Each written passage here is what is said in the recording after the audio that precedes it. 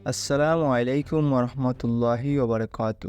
সমস্ত প্রশংসা মহান আল্লাহর, যিনি আমাদের ইতিহাস থেকে শিক্ষা নেওয়ার তৌফিক দান করেছেন। আজকের এই পর্বে আমরা জানব এক ভয়ঙ্কর জালিম শাসকের কথা, যার নাম ফেরাউন। ফেরাউনের ইতিহাস, যাকে আল্লাহ তাআলা নিজ হাতে ধ্বংস করেছেন। কুরআনে বহুবার যার নাম এসেছে শুধুমাত্র আমাদের শিক্ষা নেওয়ার জন্য। আসুন এই ঘটনার পিছনের গভীর শিক্ষা ও আল্লাহর গজব সম্পর্কে জানি, যেন আমরা তার মতো অন্যায়ের পথে না যাই।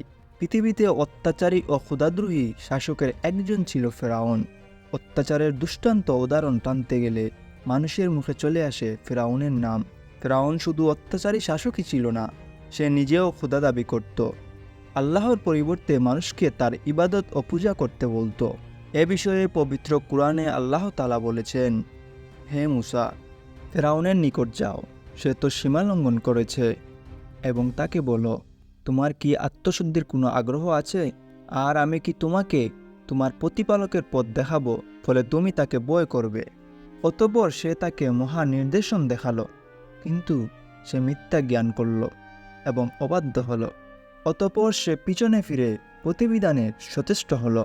সে সকলকে সমবেত করল এবং উচ্চস্বরে ঘোষণা করল আর বলল, আমি তোমাদের সর্বশ্রেষ্ঠ প্রতিপালক। অন্য আয়াতে আল্লাহ তাআলা বলেন, যদি আমাকে ছাড়া আর কাউকে ইলাহ হিসাবে গ্রহণ করো, আমি তোমাকে কয়েকদিনের অন্তর্ভুক্ত করব। ফেরাউন তার রাষ্ট্র ও ক্ষমতা টিকিয়ে রাখতে মানুষের উপর নির্মম নির্যাতন চালাত এবং সে যুগে শিশুদের হত্যা করত। পবিত্র কুরআনে এরশাদ হয়েছে, ফেরাউন তার দেশে প্রমোকমার্শীল হয়েছিল এবং সে দেশবাসীকে বিভিন্ন দলে বিভক্ত করে তাদের একটি দলকে দুর্বল করে রেখেছিল। সে তাদের পুত্র সন্তানদের হত্যা করত এবং নারীদের জীবিত রাখত। নিশ্চয়ই সে ছিল অনর্থ সৃষ্টিকারী।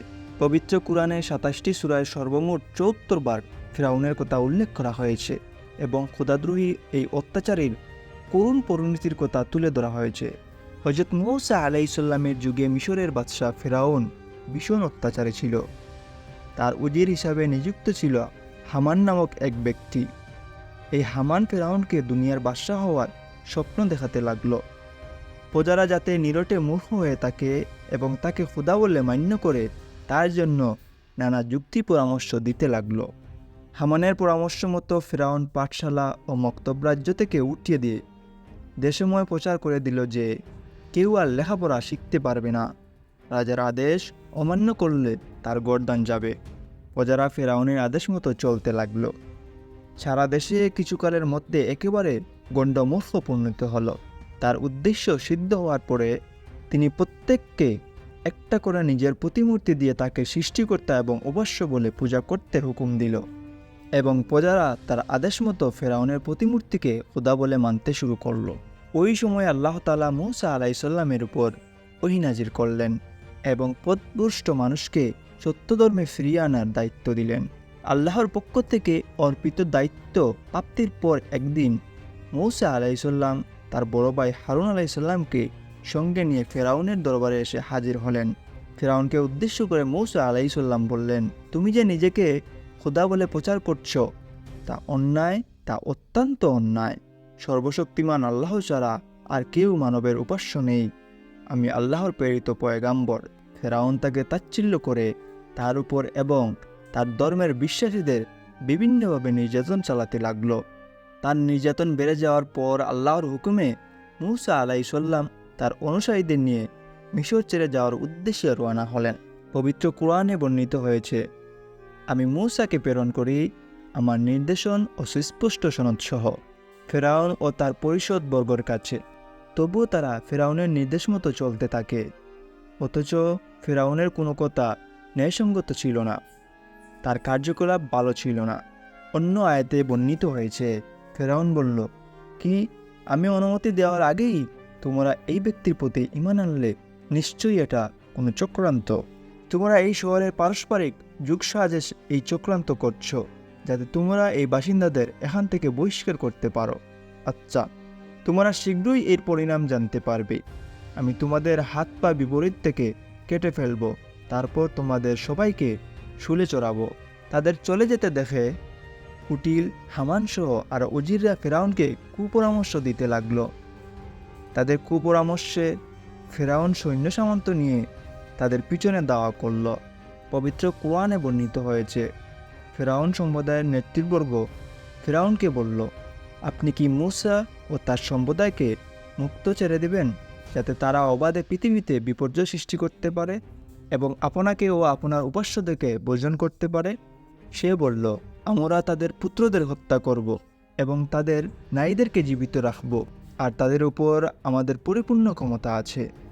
মূসা আলাইসাল্লাম ও তার অনুসারীরা ততক্ষণে লোহিত সাগরের তীরে এসে পৌঁছে গেছেন। এমন সময় তারা পিছনে তাকিয়ে দেখতে পেলেন ফেরাউনের অগণিত সৈন্য তাদের ধরার জন্য এগিয়ে আসছে। তাদের পিছনে এই বিপদ, সামনে প্রকাণ্ড লোহিত সাগর। তারা কিংকর্তব্য বিমোহর হয়ে বয়ে কাঁপতে লাগলেন। এমন সময় মহান আল্লাহ তাআলা মূসা আলাইসাল্লামকে আদেশ করলেন, মূসা, তোমার লাঠি দিয়ে সমুদ্রের উপর আঘাত করো। মূসা আলাইসাল্লাম মহান আল্লাহর নির্দেশে তাই করলেন। বিশাল সাগর দুই ভাগে ভাগ হয়ে দেওয়ালের মতো দুই পাশে দাঁড়িয়ে রইল। সে পথ দিয়ে মূসা আলাইসাল্লাম ও তার অনুসারীরা নিরাপদে ওপারে চলে গেলেন। তখন সাগরের সেই রাস্তা সেও বের হয়ে গেল। ফেরাউন তার লোকজন এবং সৈন্য সমস্ত নিয়ে ওপরে এসে থামল। সেখানে দেখল সাগরের মাঝে একটি রাস্তা তৈরি হয়েছে। সে মূসা আলাইসাল্লাম ও তার লোকজনদের ওপারে পার হতে দেখল।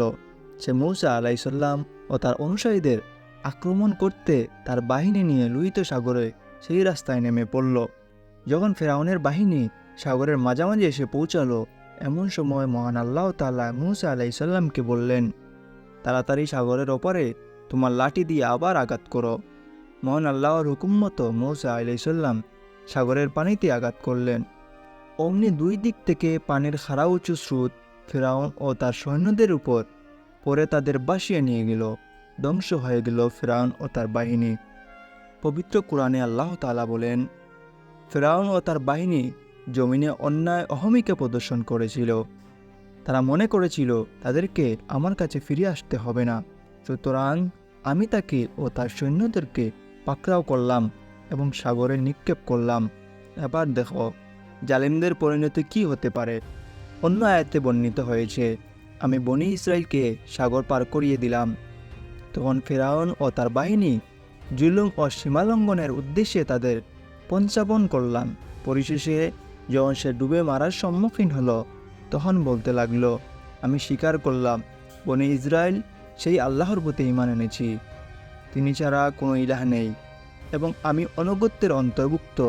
উত্তর দেওয়া হলো, এখন ঈমান আনছো, অথচ এর আগে তো তুমি অবাধ্য করেছ এবং তুমি অশান্ত সৃষ্টিকারীদের অন্তর্ভুক্ত ছিলে। সুতরাং আজ আমি তোমাদের দেহটি রক্ষা করব, যাতে তুমি তোমার পরবর্তীকালের মানুষের জন্য নির্দেশন হয়ে থাকো, কেননা আমার নির্দেশন সম্পর্কে বহু লোক গাফেল হয়ে আছে। ফেরাউনের মৃত্যুর বহু বছর পর 1907 সালে তার লাশ আবিষ্কৃত হয়। সিনাই উপদ্বীপের পশ্চিম তীরে জাবালে নূর নামে একটি ছোট পাহাড় আছে। এখানে ফেরাউনের লাশ সর্বপ্রথম পাওয়া যায় বলে জনশ্রুতি আছে। এনসাইক্লোপিডিয়া অব ব্রিটানিক্যাল নিবন্ধনে বলা হয়েছে, তেবস নামক স্থানে সমাধি মন্দিরে 1896 সালে একটি স্তম্ভ আবিষ্কৃত হয়। তার লাশ মমি করে মিশরের রাজধানী কায়রোতে নীল নদের অদূরে রয়্যাল মিউজিয়ামে সংরক্ষণ করে রাখা হয়েছিল। প্রিয় ভাই ও বোনেরা, ইসলামিক নতুন নতুন ভিডিও পেতে আমাদের চ্যানেলটি সাবস্ক্রাইব করে সাথেই থাকবেন। সকলকেই ধন্যবাদ। আসসালামু আলাইকুম ওয়া রাহমাতুল্লাহ।